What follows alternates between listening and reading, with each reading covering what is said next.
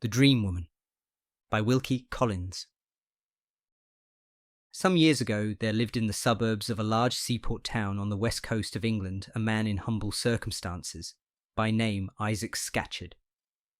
His means of subsistence were derived from any employment that he could get as an ostler, and, occasionally when times went well with him, from temporary engagements in service as stable helper in private houses.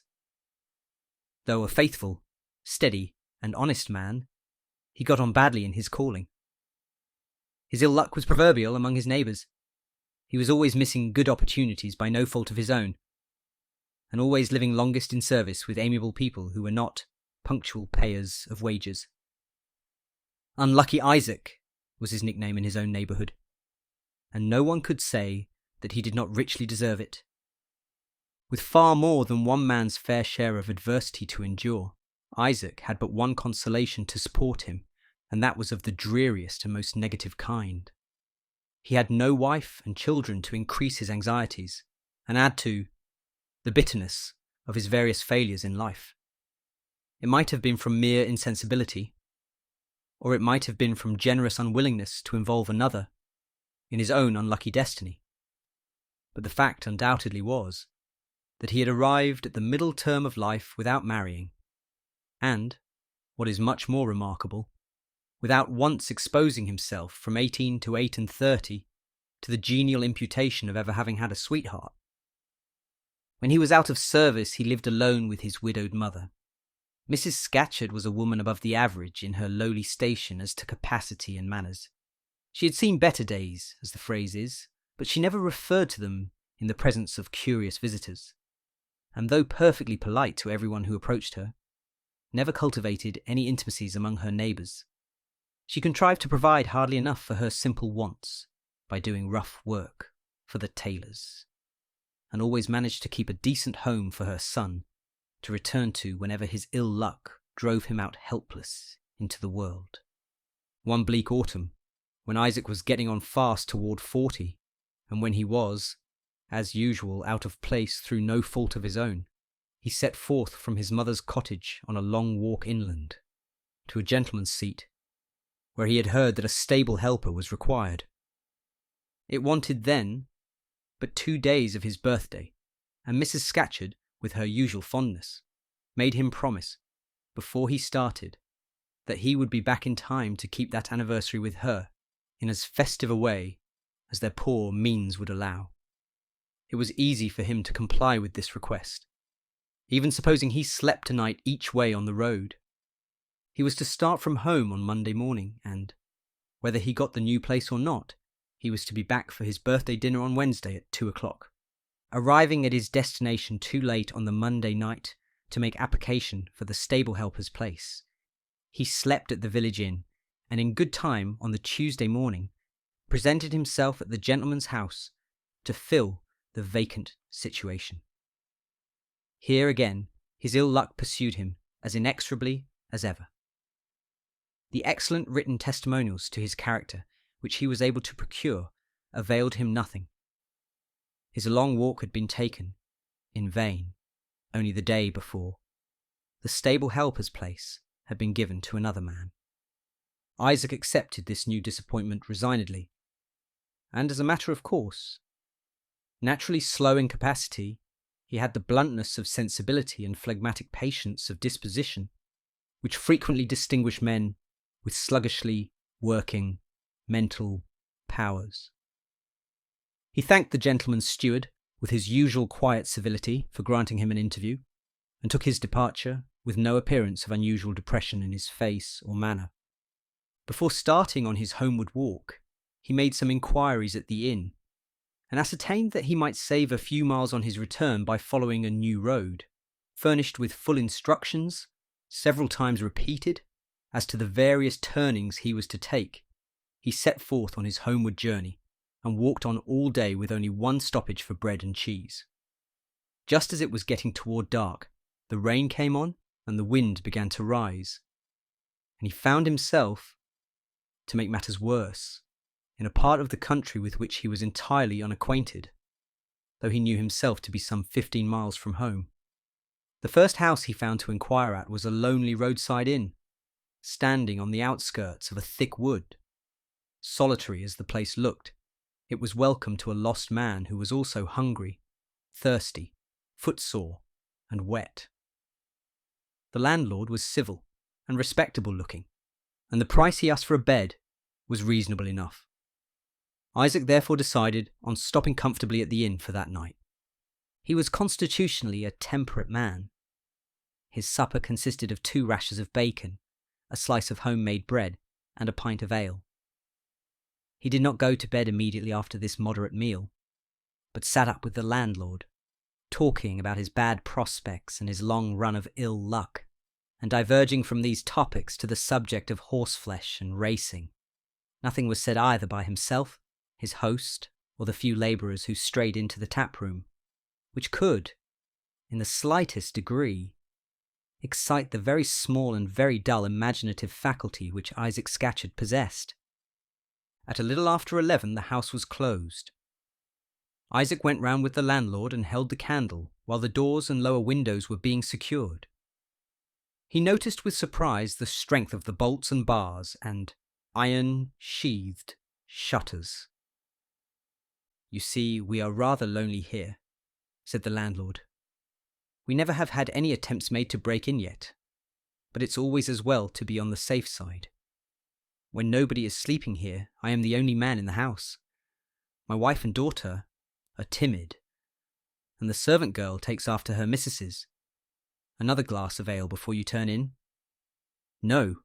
Well, how such a sober man as you come to be out of a place is more than I can make out, for one.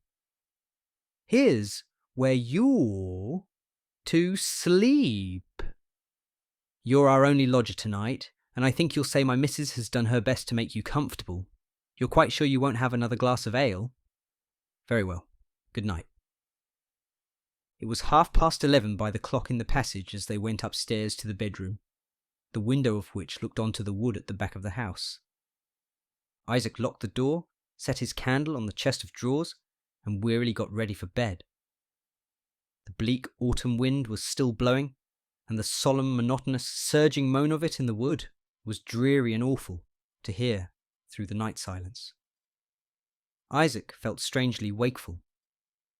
He resolved, as he lay down in bed, to keep the candle alight until he began to grow sleepy.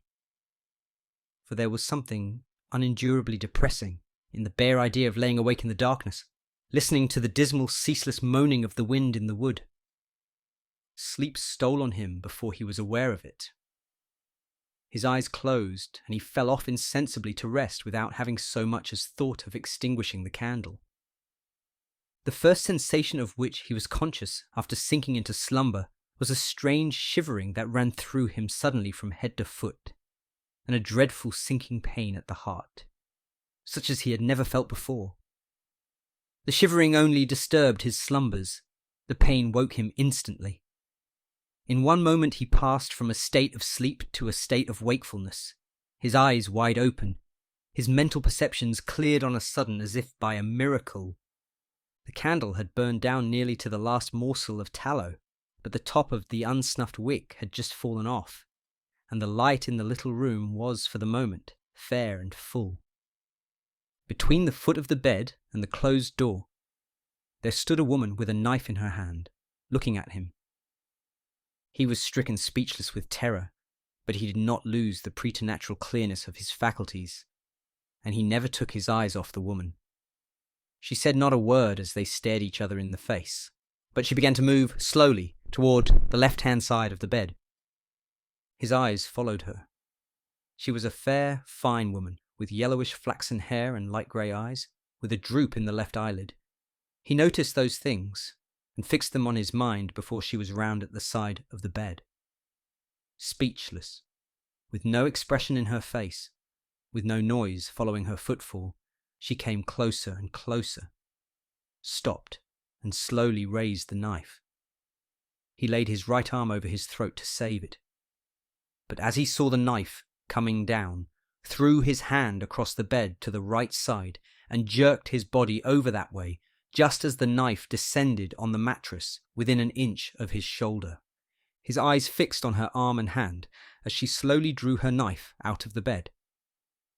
A white, well-shaped arm, with a pretty down lying lightly over the fair skin, a delicate lady's hand, with the crowning beauty of a pink flush under and round the fingernails.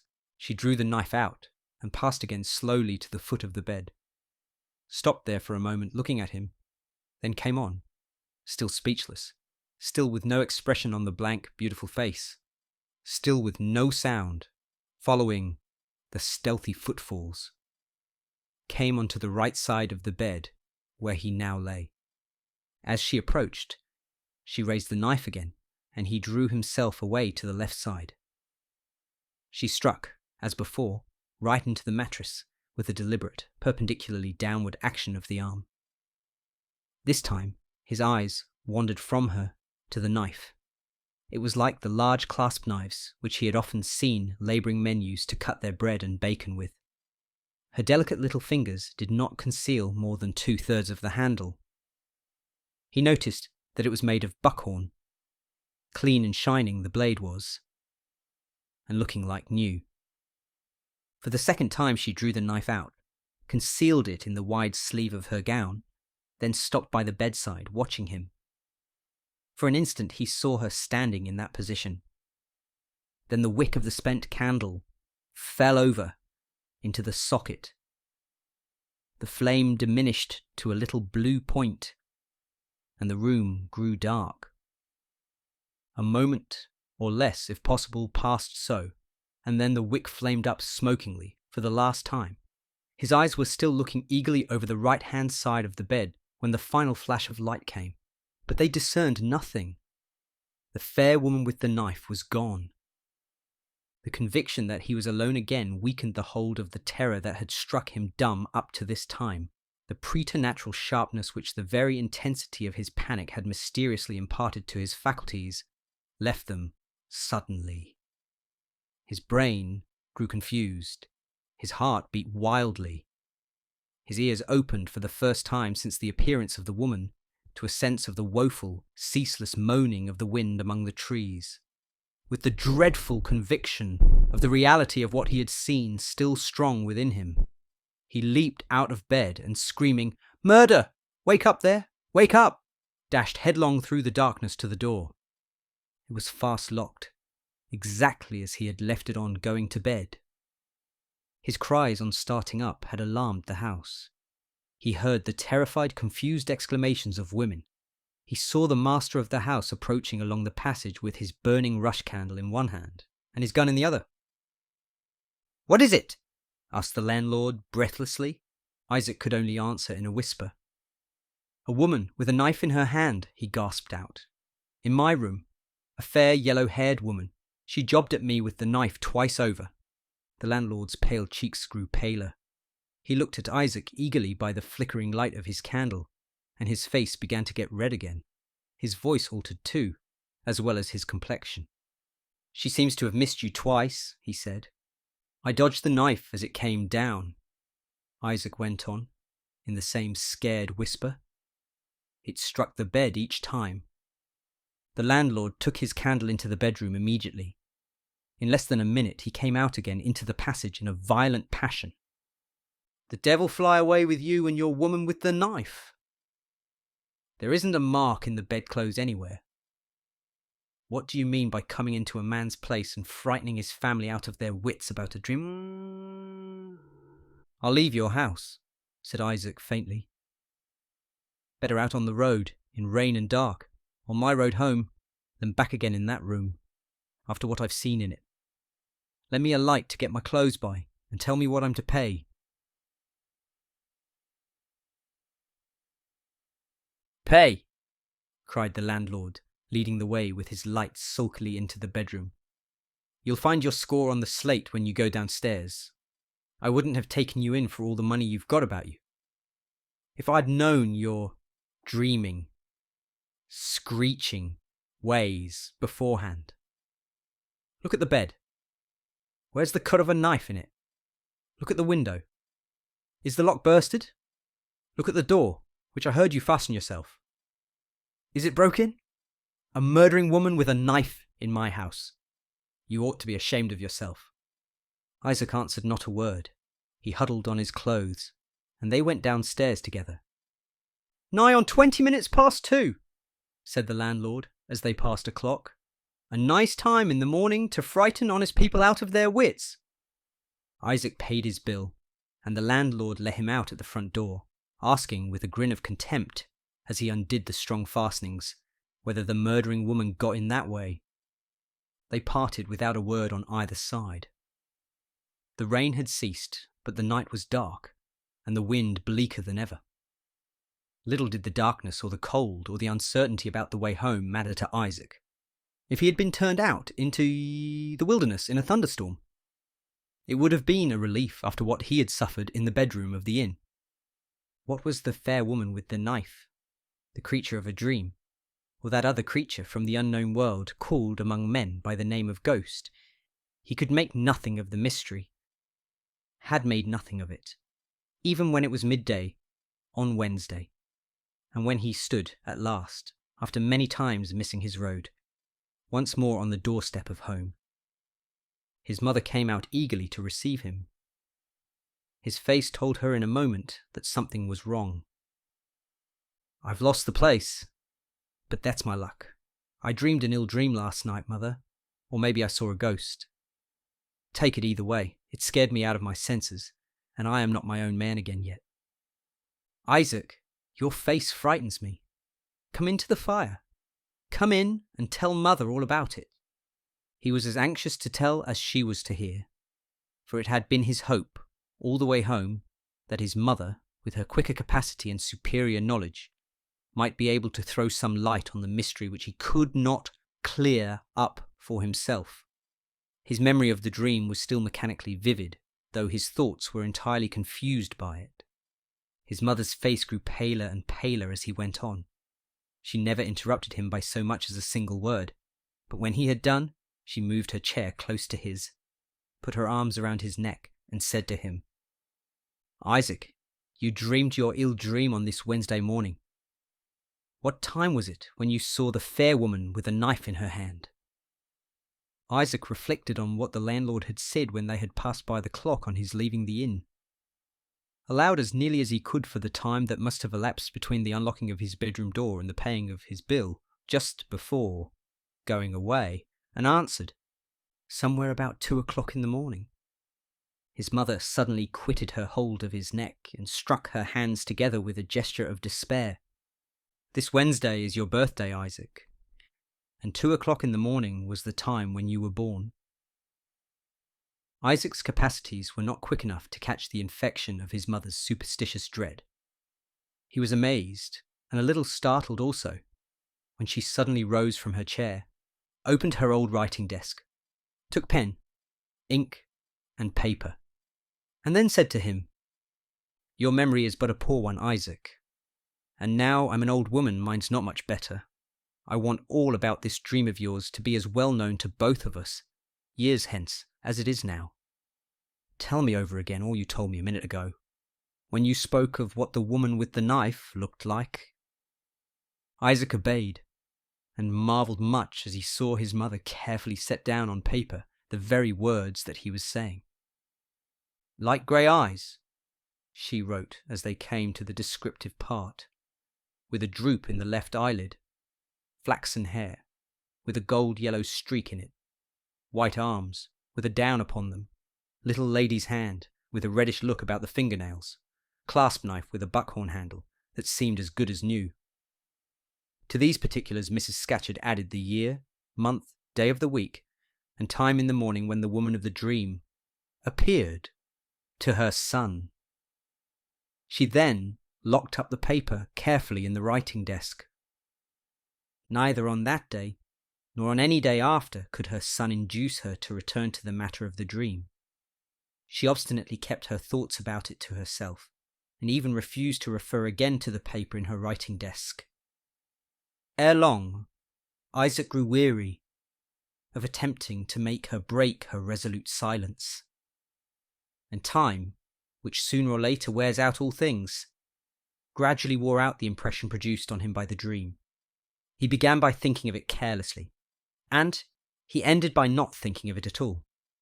The result was the more easily brought about by the advent of some important changes for the better in his prospects, which commenced not long after his terrible night's experience at the inn.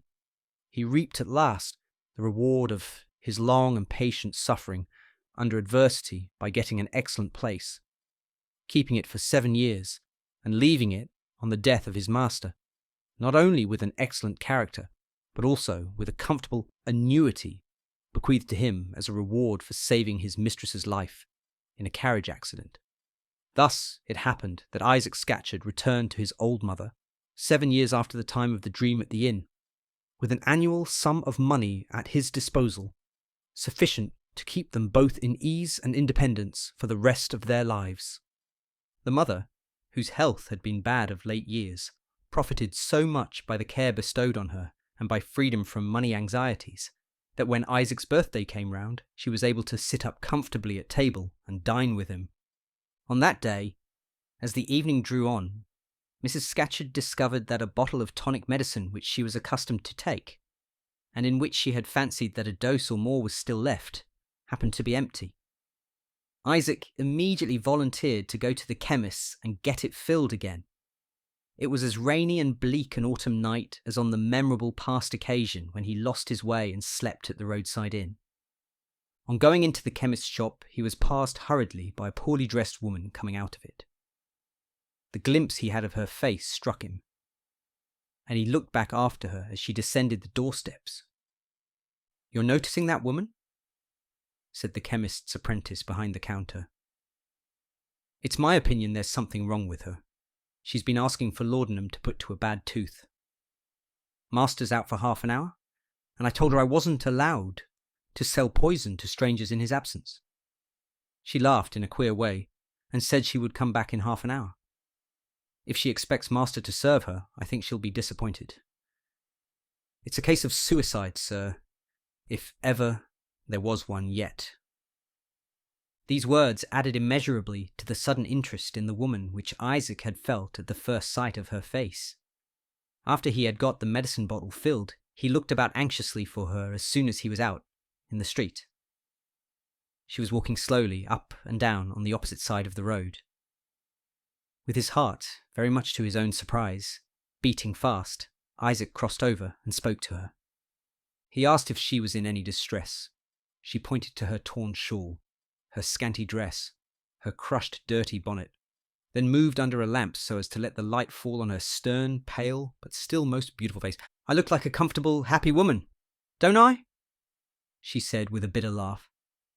She spoke with a purity of intonation which Isaac had never heard before from other lips than ladies' lips.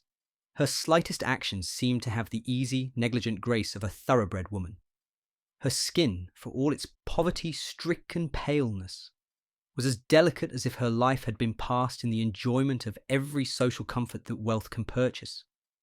Even her small, finely shaped hands, gloveless as they were, had not lost their whiteness. Little by little, in answer to his question, the sad story of the woman came out. There is no need to relate it here. It is told over and over again in police reports and paragraphs about attempted suicides. "My name is Rebecca Murdoch," said the woman as she ended. "I have 9pence left, and I thought of spending it at the chemist's over the way and securing a passage to the other world. Whatever it is, it can't be worse to me than this. So why should I stop here?" Besides the natural compassion and sadness moved in his heart by what he heard, Isaac felt within him some mysterious influence at work all the time the woman was speaking, which utterly confused his ideas and almost deprived him of his powers of speech. All that he could say in answer to her last, reckless words was that he would prevent her from attempting her own life, if he followed her about all night to do it. His rough, trembling earnestness seemed to impress her. "I won't occasion you that trouble," she answered, when he repeated his threat. "You have given me a fancy for living by speaking kindly to me. No need for the mockery of protestations and promises. You may believe me without them. Come to Fuller's Meadow tomorrow at 12, and you will find me alive, to answer for myself. No money. My 9pence will do to get me as good a night's lodging as I want." She nodded and left him. He made no attempt to follow. He felt no suspicion that she was deceiving him.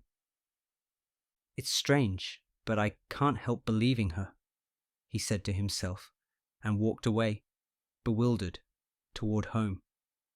On entering the house, his mind was still so completely absorbed by its new subject of interest that he took no notice of what his mother was doing when he came in with the bottle of medicine. She had opened her old writing desk in his absence and was now reading a paper attentively that lay inside it. On every birthday of Isaac's, since she had written down the particulars of his dream from his own lips, she had been accustomed to read that same paper and ponder over it in private. The next day he went to Fuller's Meadow. He had done only right in believing her so implicitly. She was there, punctual to a minute, to answer for herself. The last left faint defences in Isaac's heart against the fascination which a word or look from her began inscrutably to exercise over him, sank down and vanished before her forever on that memorable morning, when a man previously insensible to the influence of woman forms an attachment in middle life. The instances are rare indeed, let the warning circumstances be what they may, in which he is found capable of freeing himself from the tyranny of the new ruling passion. The charm of being spoken to familiarly, fondly, and gratefully by a woman whose language and manners still retained enough of their early refinement to hint at the high social station that she had lost, would have been a dangerous luxury to a man of Isaac's rank at the age of 20. But it was far more than that. It was certain ruin to him.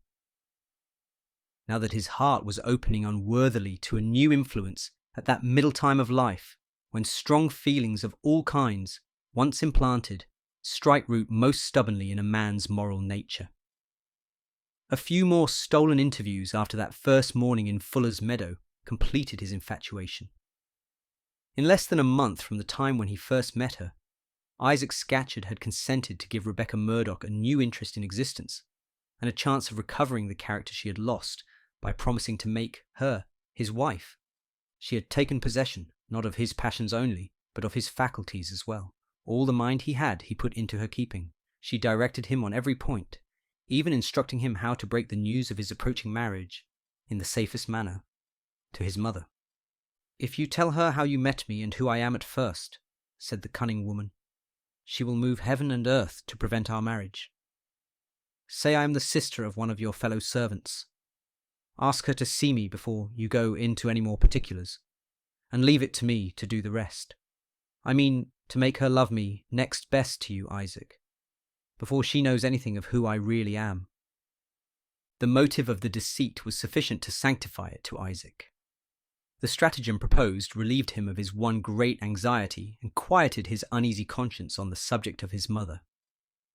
Still, there was something wanting to perfect his happiness, something that he could not realize, something mysteriously untraceable, and yet something that perpetually made itself felt, not when he was absent from Rebecca Murdoch, but, strange to say, when he was actually in her presence. She was kindness itself with him. She never made him feel his inferior capacities and inferior manners. She showed the sweetest anxiety to please him in the smallest trifles. But, in spite of all these attractions, he never could feel quite at his ease with her. At their first meeting there had mingled with his admiration, when he looked in her face, a faint, involuntary feeling of doubt whether that face was entirely strange to him. No after familiarity had the slightest effect on this inexplicable, wearisome uncertainty. Concealing the truth as he had been directed, he announced his marriage engagement precipitately and confusedly to his mother on the day when he contracted it. Poor Mrs. Scatcherd showed her perfect confidence in her son by flinging her arms round his neck and giving him joy of having found at last, in the sister of one of his fellow servants, a woman to comfort and care for him after his mother was gone. She was all eagerness to see the woman of her son's choice, and the next day was fixed for the introduction. It was a bright sunny morning, and the little cottage parlour was full of light as Mrs. Scatcherd, happy and expectant, dressed for the occasion in her Sunday gown, sat waiting for her son and her future daughter-in-law. This concludes the first part of 2 total of The Dream Woman by Wilke Collins, produced by Best Audiobooks for free.